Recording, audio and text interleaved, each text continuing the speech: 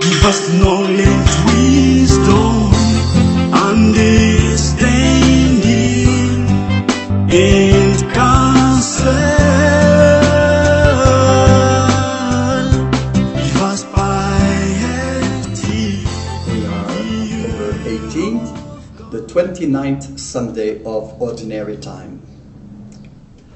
There comes a time in the life of every adult citizen to make his tax report, to pay taxes to the state, a way to be in solidarity with his fellow citizens for the well-being of all. Living in society requires a high regard for the common good, so much for civic duty.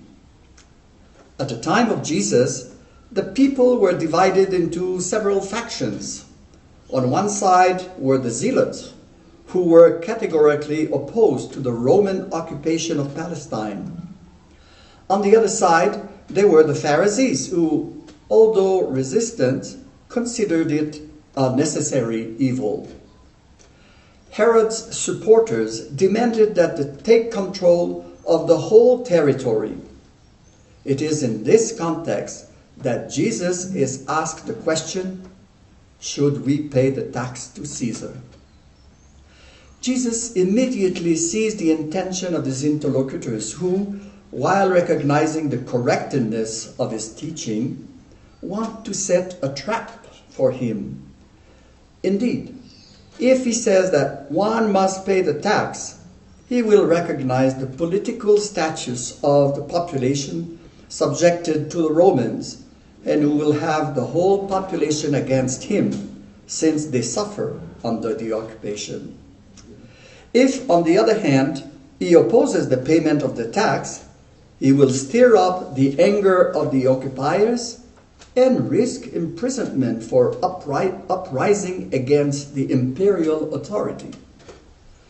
Jesus will unmask the hypocrisy of his interlocutors by asking them to present him with a coin. Whose effigy is on this coin? Of the Emperor Caesar's, they answer. Then give back to Caesar what belongs to him, and to God what belongs to God. In Jewish thought, man is created at the image of God. Therefore, any human representations, such as the effigy of the emperor on this coin, is banned in Israel. Let no one insult God by creating human representation. Muslims also think the same way. Thus, the temple coin, on which a tax is also to be paid, had no human representation. Jesus invites us to respect political coexistence and its laws, but also defends the absolute rights of God. It is necessary to respect both the state and its institutions, but also the freedom of religion. Jesus will have thus thwarted the trap set for him by affirming the absolute primacy of God's rights. We are often confronted in our life in society with difficult choices. Is such a law just? Is the corruption of certain political classes acceptable? Is the inequality of wealth among people bearable? The Christian is not immune from the duties of every citizen to aspire to a state of law that respects each individual.